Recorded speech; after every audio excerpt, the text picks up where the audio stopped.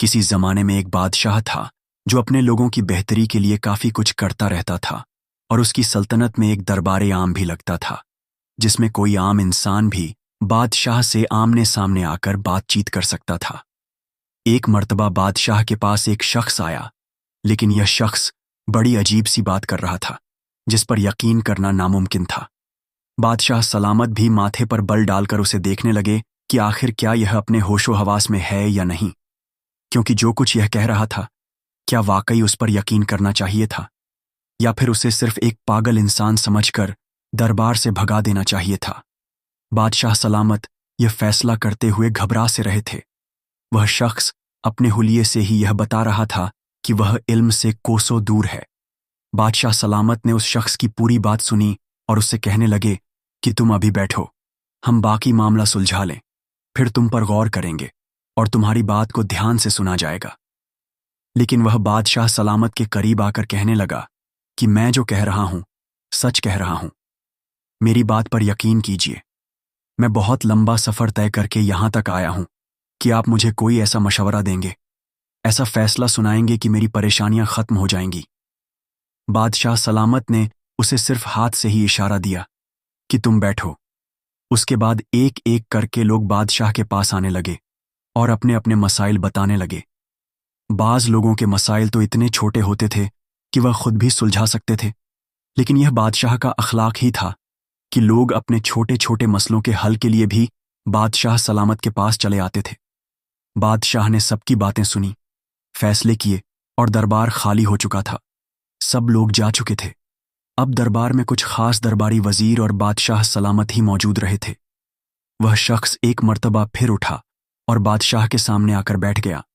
बादशाह ने इस मर्तबा उससे कहा कि क्या तुम सच कहते हो? क्या तुम्हारी बीवी इस किरदार की है कि एक ऊंट और इंसान के बीच भला ऐसा ताल्लुक कायम हो भी कैसे सकता है? तुम्हारी बात सुनकर मुझे तुम्हारी दिमागी हालत पर कुछ शक होने लगा है। क्या तुमने यह सब कुछ अपनी आंखों से देखा है? यह सुनकर वह शख्स रोने लगा, कहने लगा कि मुझ जैसा बेबस इंसान भी क्या इस दुनिया में होगा जो अपनी आंखों के सामने अपनी बीवी को ऊंट के साथ यह सब कुछ करते हुए देखता रहा, लेकिन फिर भी कुछ बोलकर उसे मना नहीं कर सकता, क्योंकि मेरी बीवी मुझे आगे से ऐसी बातें सुनाती है जैसे मैं उसका शौहर नहीं बल्कि उसका गुलाम हूं, सिर्फ और सिर्फ मेरी एक कमी की वजह से। इतना कहकर वो शख्स एक मर्तबा फिर दहाड़े मार मार कर रोने लगा था। फिर कहने लगा, बादशाह सलामत, मैं शादी नहीं करना चाहता था क्योंकि मैं शुरू से ही जानता था कि मैं नामर्द हूं। मैं कभी भी एक औरत को खुश नहीं रख पाऊंगा, ना ही कोई औरत मेरे साथ अपनी सारी जिंदगी गुजार पाएगी। मेरे पास कोई ज्यादा धन दौलत भी ना थी। जो कोई औरत मेरे धन दौलत देखकर अपना सब कुछ छोड़कर मेरे पास आ जाएगी। शक्ल और सूरत भी मामूली थी। वजह यह थी कि मेरे वालिद का इंतकाल हो चुका है और मेरी माँ और 2 बहनें ही घर में रहती थीं। मैंने जवानी की दहलीज पर कदम रखा था तो वह मेरी शादी के ख्वाब देखने लगी। बहनों की यही ख्वाहिश होती है कि वह अपने भाइयों की शादी देखें, उनके साथ शादी की रस्में निभाएं और खूबसूरत सी भाभी घर लेकर आए। मेरी बहनें भी यही चाहती थीं। हम जब भी बैठते मेरी शादी का ही जिक्र छिड़ जाया करता था। अब तो मेरी माँ भी मुझे ऐसे मजाक कर दिया करती कि मैं शर्मसार होकर रह जाता, लेकिन मैं उन्हें बताने से कतराता था कि मैं शादी करने के काबिल नहीं हूं। एक मर्तबा मेरी वालिदा मेरा रिश्ता लेकर खानदान की ही एक लड़की के पास गई। मैं घबरा रहा था, अपनी वालिदा को बताने की कोशिश भी की, लेकिन शर्म और हया आड़े आ जाती। मेरे पास वह अल्फाज नहीं थे जिनसे मैं अपनी वालिदा को बता पाता कि मैं तो नामर्द हूं। मेरी यह खामोशी थी जो शायद मुझे आज इस नौबत ले आई है। मेरी शादी एक हसीनो जमील औरत से करवा दी गई, जो कि न सिर्फ खुश शक्ल थी बल्कि आला अखलाक और पढ़ी लिखी भी थी। उसे देखकर तो जैसे मैं उसका दीवाना सा हो गया। मैं तो वैसे ही उसके सामने खुद को कमतर समझने लगा था। वह मेरे कमरे में दुल्हन बनी बैठी थी और मैं झिझकते हुए उस कमरे में जा नहीं पा रहा था। मेरी बहनें और मेरी माँ बेहद खुश थीं। मैं उस कमरे में चला भी गया। मुझे यूं झिझकते और शर्माते देखकर मेरी बीवी मुझ पर तंज करते हुए कहने लगी कि मैं औरत होकर जब नहीं शर्मा रही तो आप मर्द होकर किस लिए शर्मा रहे हैं। मैंने गहरी सांस ली और उससे कहने लगा कि यह भारी लिबास तब्दील करके आराम कर लो, थक चुकी होगी। और खुद भी मैं करवट लेकर सो गया।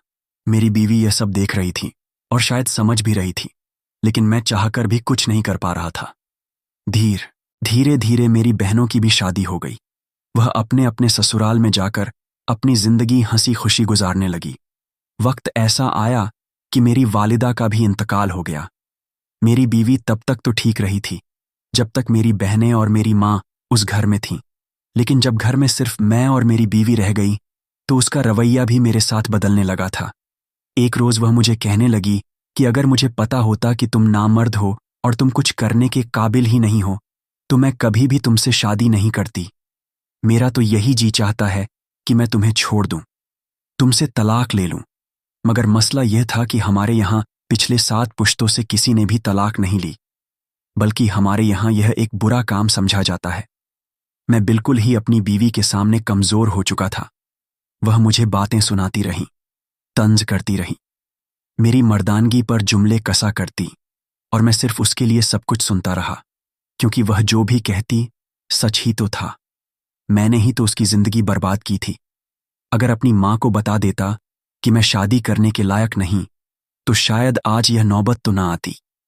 एक रोज मैंने ख्वाब में ऊंट को देखा तो सोचा कि क्यों ना एक ऊंट खरीद लिया जाए। मेरे पास इतनी रकम जमा हो चुकी थी कि मैं एक ऊंट खरीद सकता था। अगले ही रोज मैं मंडी गया और एक ऊंट लेकर आ गया। मैं तो काफी घबरा रहा था कि इस ऊंट को देखकर न जाने मेरी बीवी क्या रद्द अमल जाहिर करेगी।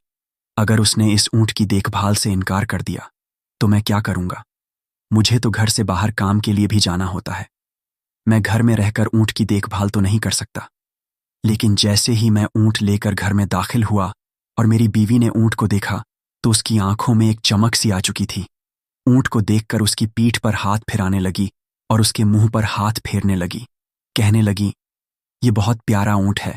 अब वह ऊंट की दिलों जान से खिदमत करने लगी और यह देखकर मैं भी खुश हो चुका था कि इस बहाने मुझे ऊंट की फिक्र तो नहीं होगी और मेरी बीवी का भी वक्त गुजरता रहेगा।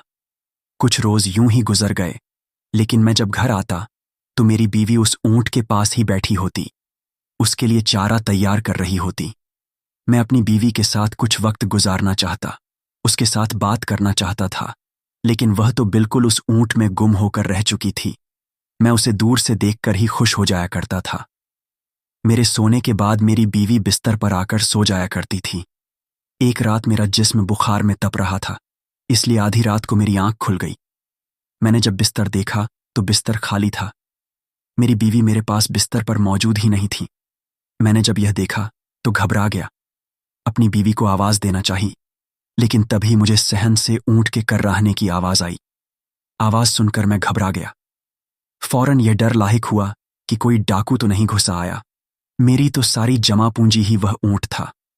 मैं जल्दी से कमरे से बाहर निकला, लेकिन जो मंजर मैंने देखा, मेरी आंखें यकीन करने को तैयार नहीं थीं। मेरी बीवी आधी रात को सहन के कोने में बंधे ऊंट के पास थी।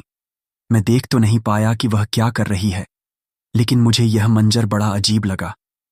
मैं अपनी बीवी को आवाज देने लगा कि तुम रात के इस पहर ऊंट के पास क्या कर रही हो।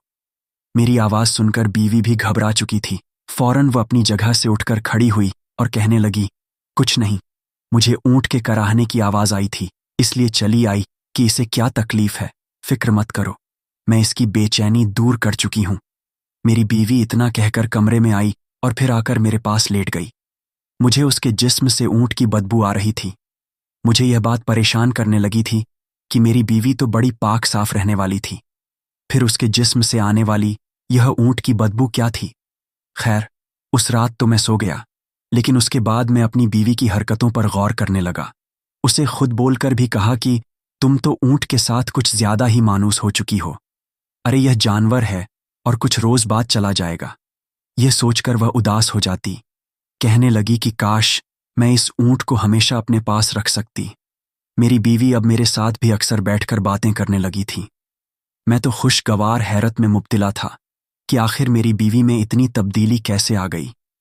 लेकिन एक रोज जो हकीकत मुझ पर जाहिर हुई, वह देखकर तो मेरे रोंगटे खड़े हो चुके थे। मैं तो घबरा चुका था। रात का न जाने कौन सा पहर था जब मेरी आंख खुली थी। मुझे बड़ी अजीबोगरीब सी आवाजें आ रही थीं। वह ऊंट के कराहने की आवाज थी जो मुझे आ रही थी। यह सुनकर मैं घबरा सा गया। कमरे में लालटेन जलाई तो मेरी बीवी बिस्तर पर नहीं थी। मैं उठा और कमरे का दरवाजा खोलने लगा था।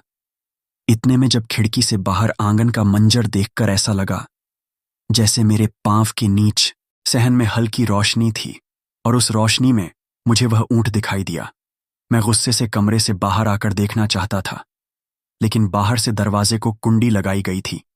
यहां तक कि मैंने चिल्लाकर अपनी बीवी का नाम भी पुकारा कि दरवाजा खोलो, यह क्या कर रही हो तुम? लेकिन उसने मेरी आवाज पर कान नहीं धरे। कुछ देर बाद वो खुद ही कमरे में आई थी, और मैं सिर्फ और सिर्फ अपनी इज्जत की खातिर खामोश रहा था, क्योंकि अगर मेरी आवाज घर से बाहर जाती तो बेइज्जत मैं खुद ही होता कि मेरी बीवी ऊंट के साथ यह गलत हरकत कर रही है। बहरहाल बीवी ने दरवाजा खोला और बिस्तर पर जाकर सो गई। चंद रोज बाद मेरी बीवी की तबीयत में काफी तब्दीलियां आने लगीं। वह मुझे कहती, मेरा चटपटी चीजें खाने का मन करता है, तुम मेरे लिए चटपटी चीजें लेकर आना। मेरी बीवी की फरमाइश थी, वो भी पहली मर्तबा। यह सुनकर मैं खुश हो गया। वो जो कहती उसे लाकर देने लगा। कभी वो उल्टियां करने लगती। मेरी बहनें उन दिनों मुझसे मिलने के लिए आई हुई थीं। उन्होंने जब अपनी भाभी की यह हालत देखी तो वह मुझे मुबारकबाद देने लगी। कहने लगी कि हमारे घर में खुशखबरी आने वाली है। मैं तो घबरा चुका था। आखिर यह सब कैसे मुमकिन था? लेकिन फिर मेरी बड़ी बहन जबरदस्ती मेरी बीवी को एक दाई के पास ले गई। दाई ने यह तस्दीक भी कर दी कि सच में मेरी बीवी हामिला हो चुकी है। मेरी दोनों बहनें तो खुशी से बेहाल हो चुकी थीं। कहने लगीं कि जब तक भाभी को बच्चा नहीं हो जाता वह यहां से कहीं नहीं जाएंगी, और भाभी का पांव भी जमीन पर रखने नहीं देंगी। मैं अपनी बीवी से सवाल करना चाहता था, पूछना चाहता था, ये सब कुछ क्या है? उसने मेरे साथ इतना बड़ा धोखा क्यों किया? मगर बादशाह सलामत वह भी सीधा मुंह जवाब तक ना देती थी। एक रोज मौका पाकर जब मेरी बहनें रात को सो गईं तो मैं अपनी बीवी के पास गया और उससे पूछने लगा कि मुझ में तो औलाद पैदा करने की सलाहियत ही मौजूद नहीं है। बताओ किसका है यह बच्चा? यह सुनकर वह हंसने लगी और मुझे कुछ न बताया और बात को टाल गई। मैं सदमे का शिकार हो गया और सीधा बादशाह सलामत की खिदमत में चला आया। इसकी यह कहानी थी, जिसे सुनने के बाद बादशाह को उसकी अक्ल पर शक होने लगा। लेकिन जब वह रो रो कर बार बार कहने लगा तो बादशाह भी सर पकड़कर बैठ चुके थे। उससे कहने लगे कि पहले तो तुम्हें अपना मुआयना एक अच्छे से तबीब से करवाना चाहिए। रही बात तुम्हारी बीवी की, तो वह औरत मुझे चालाक लगती है, जो सिर्फ और सिर्फ तुम्हें बातों से बहलाने की कोशिश में लगी है। बेहतर है कि तुम मर्द बनकर उससे बात करो और अपने आपस के मामलात सुलझाओ। अगर वह तुम्हारे हक में गलत है और सुधरना नहीं चाहती तो बेहतर है कि तुम उसे छोड़ दो। बादशाह ने उसे यह मशवरा देकर वहां से भेज दिया, जबकि वह शख्स बार बार मुड़ मुड़कर बादशाह को देखता और आंखों में आए आंसू साफ करता। वहां से चला गया।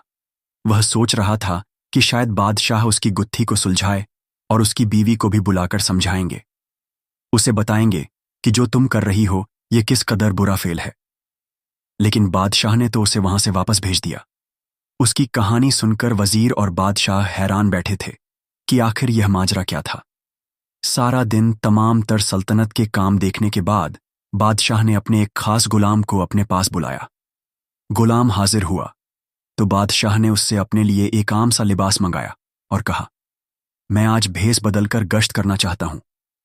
सिपाही ने हुक्म की तामील की और एक ऐसा लिबास लाकर बादशाह को दे दिया। बादशाह ने वह लिबास पहन लिया, अपना हुलिया बिल्कुल आम आदमी जैसा बना लिया और चेहरे पर नकाब भी कर लिया। वह अपने महल से निकल चुके थे। वह जानते थे कि उन्होंने कहां जाना है। सारा दिन उनके जहन में वह ऊंट वाला शख्स ही घूमता रहा था, जिसने यह बताया था कि उसकी बीवी एक ऊंट से हामिला हो चुकी है। बादशाह ने अपने 2 जासूस सिपाहियों को उस शख्स के पीछे भेजा था और कहा था कि पता लगाकर आओ, यह शख्स रहता कहां है। उसके घर तक उसका पीछा करने के बाद उसके घर का पता वह सिपाही आकर बादशाह को बता चुके थे। रात गहरी हो चुकी थी। चांद की 14वीं रात थी।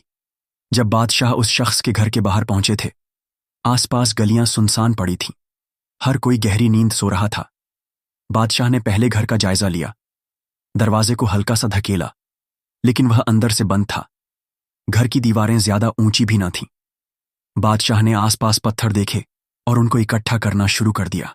फिर उन पर खड़े होकर जब उसके घर के अंदर का मंजर देखा तो सहन के एक कोने में एक ऊंट सचमुच बंधा हुआ था। वह उस वक्त बैठा हुआ था। फिलहाल तो उन्हें वहां पर कुछ भी ऐसा महसूस ना हुआ और वह सोचने लगे कि घर के अंदर कूदकर वह उस ऊंट के पास जाकर जायजा लेंगे। क्या सचमुच में यह इंसानों की तरफ रागिब होता है, या फिर यह सिर्फ और सिर्फ बादशाह का वक्त खराब किया गया है और एक मनगढ़ंत कहानी बनाई गई है। इससे पहले कि बादशाह घर के अंदर कूद कर जाते, उससे पहले ही कमरे का दरवाज़ा खुलने की आवाज़ आने लगी और फिर एक औरत कमरे से बाहर निकली। वह सीधे चलते हुए उस ऊंट के पास आई और फिर एक दीवार के पास गई और किसी से कुछ लिया। उसके बाद जो कुछ वहां हुआ, बादशाह के सामने सारी हकीकत खुल चुकी थी। बादशाह गुस्से से आग बबूला हो चुके थे, लेकिन उस वक्त उनके घर जाकर हकीकत खोलना अच्छा नहीं था। बादशाह तमाम तर हकीकत देखने के बाद वापस महल में आ चुके थे। अगली सुबह 2 सिपाहियों को उस ऊंट वाले शख्स के घर भेजा और हुक्म दिया कि वह शख्स अपने ऊंट समेत महल में आ जाए, और फिर एक सिपाही और कनीज को हुक्म दिया कि जाकर उसकी बीवी को यहां दरबार में लाया जाए। बादशाह काफी गुस्से में दिखाई देते थे। बादशाह की तरफ से बुलावा सुनकर वह इंसान खुश हो चुका था। अपने ऊंट को लिए वह बादशाह के दरबार में हाजिर हो गया। फिर कुछ ही देर बाद कनीज के साथ उसकी बीवी भी वहां पर आ चुकी थी। उसकी बीवी घबराई हुई खड़ी थी। बादशाह ने उस शख्स की बीवी को मुखातिब किया था। कहने लगे, बताओ, क्या यह सच है कि तुम्हारी कोख में पल रहा बच्चा एक ऊंट का बच्चा है? यह सुनकर दरबार में चुपके चुपके बातचीत होने लगी थी। वह औरत थोड़ी घबरा सी गई।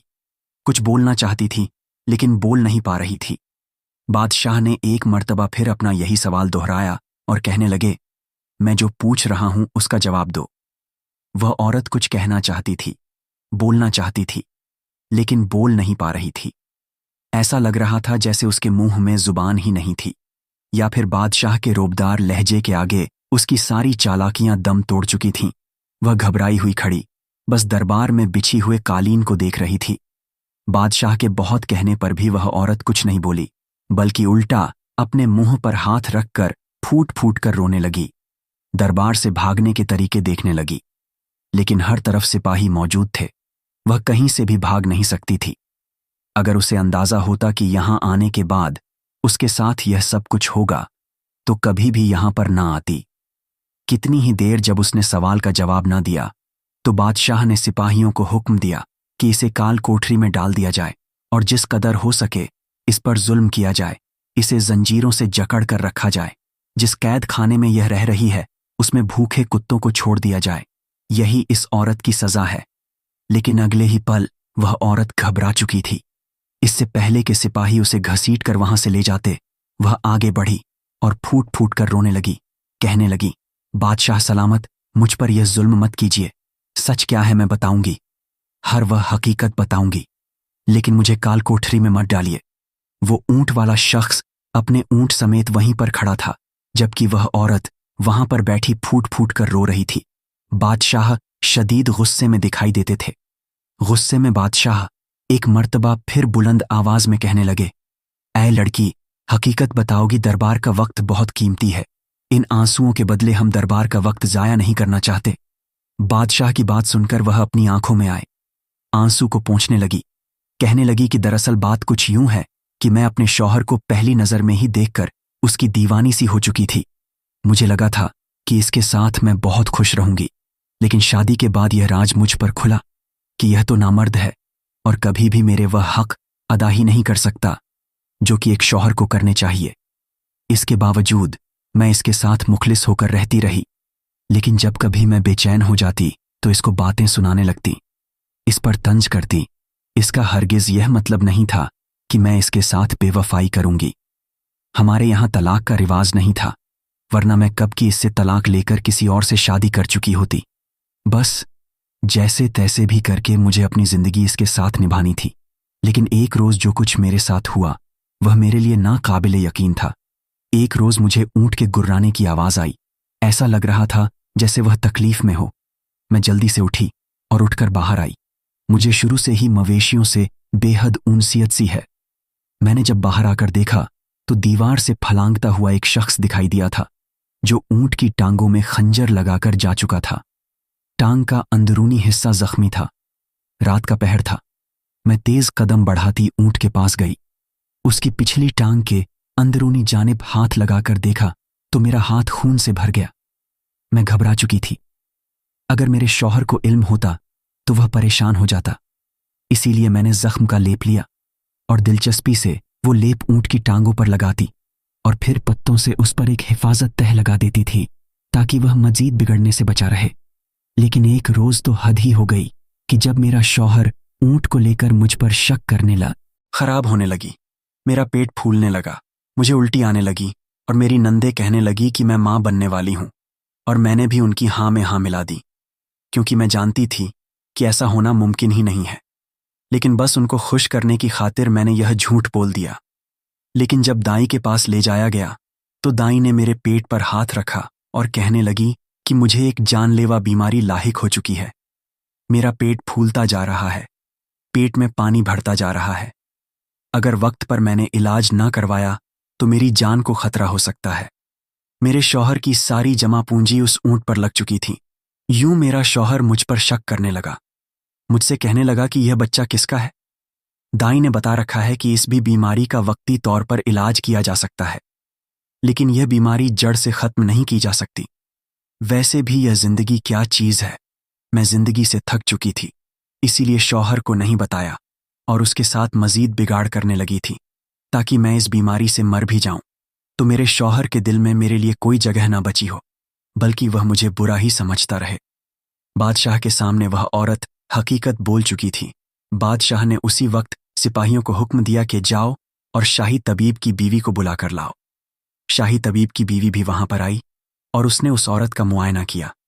उसने भी यही तस्दीक की थी कि इसे यह बीमारी है जो यह बता रही है।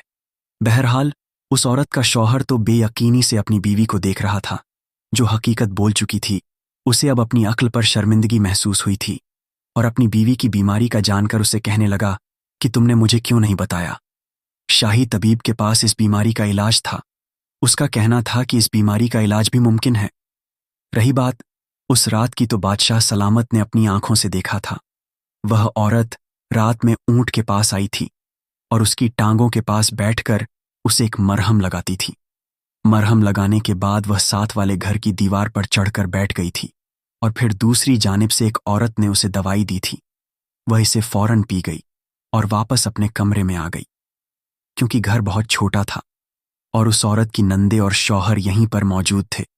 अगर वो दवा घर में रखती तो उसके शौहर को शक हो सकता था। यही वजह थी कि वह छुपकर अपना इलाज करवा रही थी। हकीकत खुल चुकी थी। बादशाह ने दोनों की कहानी सुनने के बाद यह फैसला सुनाया कि तुम दोनों का इलाज शाही तबीब और शाही तबीब की बीवी करेंगे। उसके बाद कई महीनों तक दोनों मियाँ बीवी का इलाज होता रहा और दोनों ही अल्लाह के फजल से सेहतियाब हो चुके थे। सेहतियाब होने के बाद वह दोनों बहुत खुश थे। इलाज के बाद वह दोनों खुशी खुशी अपने घर की तरफ रवाना हो गए। तो दोस्तों, आज की वीडियो में इतना ही। इस वीडियो को लाइक करना बिल्कुल ना भूलें और चैनल को सब्सक्राइब करके बेल आइकॉन भी दबा दें। वीडियो देखने के लिए शुक्रिया।